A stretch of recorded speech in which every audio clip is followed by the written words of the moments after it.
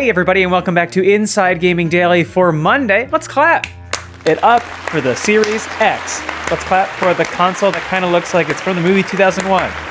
It's coming out in less than 2 months, but some lucky reviewers have already gotten their own consoles. Not us. We're not that important, but some people have. They got opinions about it. Let's talk about it. Yeah, but they're very limited opinions. Apparently, Microsoft put some restrictions on what people could talk about. Only positive vibes. Positive vibes. Get out of here with that negative-ish, dude. So broadly, those categories are how the Series X performs playing existing Xbox One games, the hardware design, load times, and the quick resume feature, which allows you to suspend several games at once and flip back and forth between them. Everyone loved that. Like, people were like losing their shit about the quick resume. Reviewers didn't get access to any Xbox Series X specific content, but Microsoft made several backwards compatible Xbox One games available. Those include The Outer Worlds, Final Fantasy 15, Halo 5 Guardians, Yakuza 0, and Ori and the Will of the Wisps, to name a few. And people liked what they saw or played. Just like when you buy an Xbox Series X, you're only going to have access to old games because the cupboard's a little dry to start, or a little bare. Cupboards. Yeah. They should You do be want it to be dry. You do want it to be if a your dry, cupboard's cool place wet, to store your beans. call a plumber. Yeah. Probably mold issues, too. Oh, that's Yeah, true. definitely. Every dad's nightmare. Oh, I'm shaking just hearing But that. also a bit of a thrill. It's like, I guess I'll have to get in there. And it's like, you could call someone. Nah, I think I should get in there. And pay somebody $60 to come out? Not when I can do thousands of extra dollars of damage for free. Anyway, GameSpot described all these old games as being smooth gameplay experiences. Nothing too unexpected or drastically different from the Xbox One X in terms of performance so far. Wait, nothing that drastically different. It's a brand new machine. I want drastic. GameSpot did shout out one particular example of the Series X shining. It had to do with the light mode in Final Fantasy 15, which is the mode that prioritizes frame rate. As their reviewer put it, on the Xbox One X, the game would often drop below 60 FPS. With the Xbox Series X, from what I can tell, the game ran at a consistent 60 FPS the entire time. It's also the mode that lets you sleep with a chocobo, so there's a lot of benefits to it. You can f*** a chocobo in that game? Only in light mode and only on the Xbox Series X. It feels like we've been getting promised a consistent 60 FPS for years now, but maybe the Series X will finally deliver it. They have talked about that quite a lot. Like the One X, that was what it was all about. And they're like, yeah, it turns out psych, it couldn't really do that. VentureBeat's Jeff Grubb noted that Grand Theft Auto 4 runs at, quote, a nearly locked 60 frames per second on the Xbox Series X, and you get the feeling it could likely go even faster if it weren't for the hard cap. They did a comparison with the Xbox One X, only 46 frames a second. It's a similar situation with Sekiro, Shadows Die Twice, 60 FPS on the Series X versus an average of 37 on the One X. Grubb wrote, my overall takeaway is that Xbox Series X should instantly improve the quality of many of the games in your library. However, many games that have locked frame rates or resolutions likely won't see much of an improvement to traditional rendering. Go outside then if you're unhappy with that. The Verge also... at 60 FPS, tossing the ball around with your dad. That's right. That is true, yeah. You know what runs at 60 FPS? Asking a girl out. Try that. Yeah. You know what runs at 60 FPS? Getting turned down 9 times out of 10. Ah, that runs in 120. You'll never forget that. Yes, that every is night before we smooth go as to silk. sleep. Yep. The Verge also noted that Destiny 2 felt a lot smoother on the Series X, writing, it's a title that hit native 4K previously, but the 6 teraflops of GPU performance in the One X was bottlenecked by a laptop-like CPU and an old spinning hard disk. This means the game was stuck on 30 FPS. So awesome. The Xbox Series X can run your old games to perfection. They noted that they'd regularly notice frame rate drops while playing Destiny 2 on the One X, but added that they haven't seen a single stutter running Destiny 2 on the Xbox Series X. We'll get to more impressions in a second, but first, you know what always makes a great impression? The G733 wireless gaming headset from Logitech G. Hell yeah. Yes, king. Today's episode of Inside Gaming Daily is brought to you by the G733 wireless gaming headset from Logitech G. Can I tell you, these are comfortable and they sound good. What more could you want from a pair of gaming headphones? They are wireless as well. You can just walk around, and it comes with Blue Voice advanced mic technology, so you can come through crisp, clear, and clean. The G733 Lightspeed wireless gaming headset with 2.4 gigahertz wireless connectivity, front-facing dual-zone LightSync RGB, Blue Voice mic technology, like I said, Pro G audio drivers, and multiple colorways to choose from. is a great choice if you're looking for gaming headphones. What else do I need to say? It's total freedom with up to 20 meters of wireless range with the Lightspeed wireless, and you can keep playing with over 29 hours of battery life.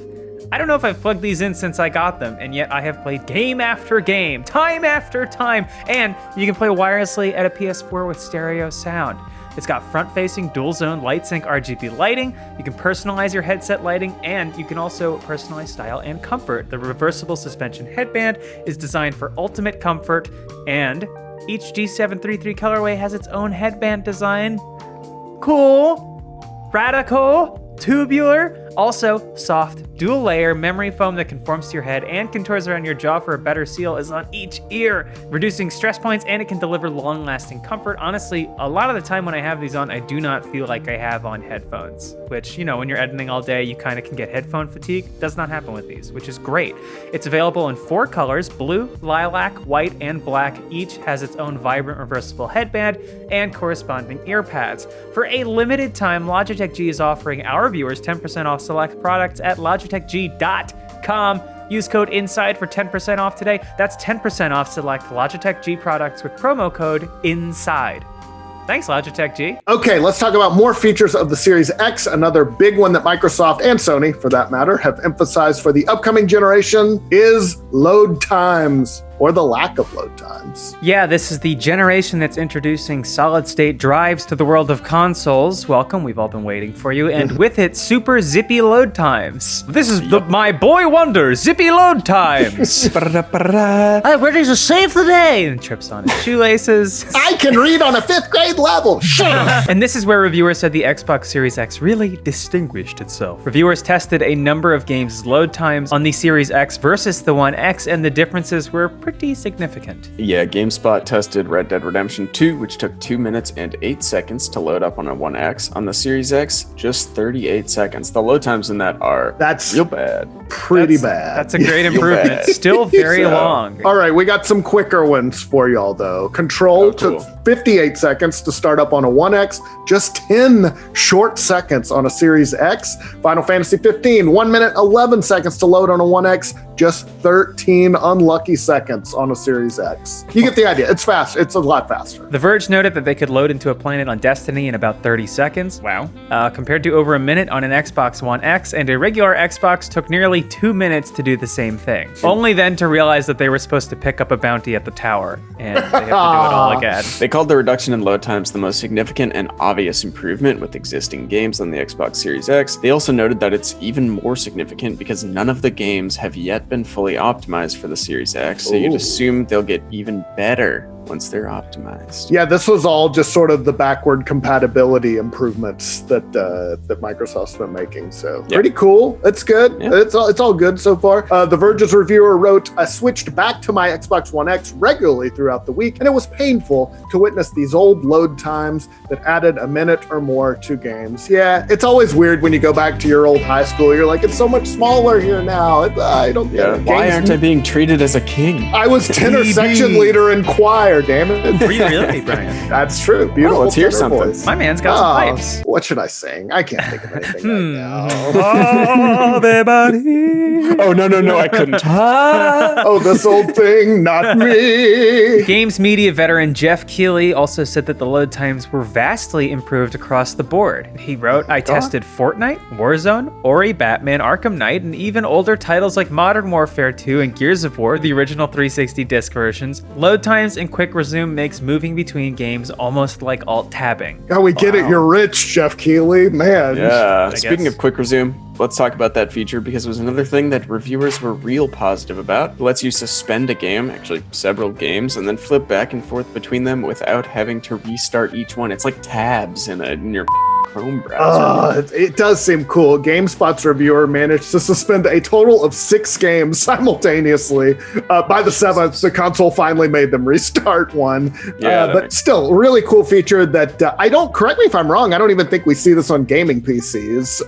No. GameSpot said that if you're the kind of person, if you like to flip between multiple games during one play session, as we like to call it, quick resume truly shines. Yes. VentureBeat's Jeff Grubb wrote the Xbox Series X represents a massive improvement to quality of life, and it's yet another thing that makes me desperate for the next generation to start. That seems like the big change this generation. Like the graphics are going to be better, but yeah, it's the load times. I think it's just making it a smoother experience. That's really cool, going to distinguish this, which is fine. That's great. Okay, now let's talk about the real big issue. What does the Series X look like? Or more specifically, how big is this thing, this beast? It's a big black tower that can seem kind of skyscraper-ish depending on how it's portrayed. Lots of media outlets did side-by-side comparisons with other Xboxes.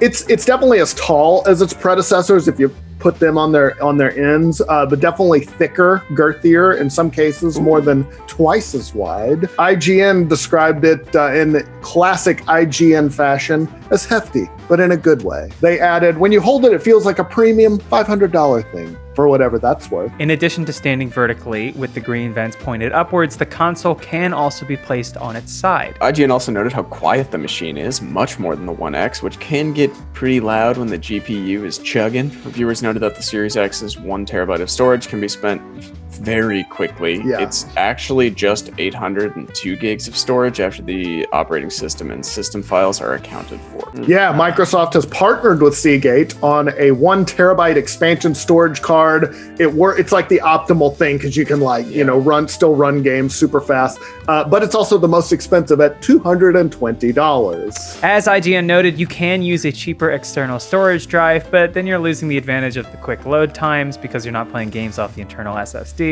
So that's definitely a bummer, and you'd think with all the tech that Microsoft crammed into the Xbox Series X that they would have at least included a bigger SSD. Instead, they said you can re-download SSDs nuts.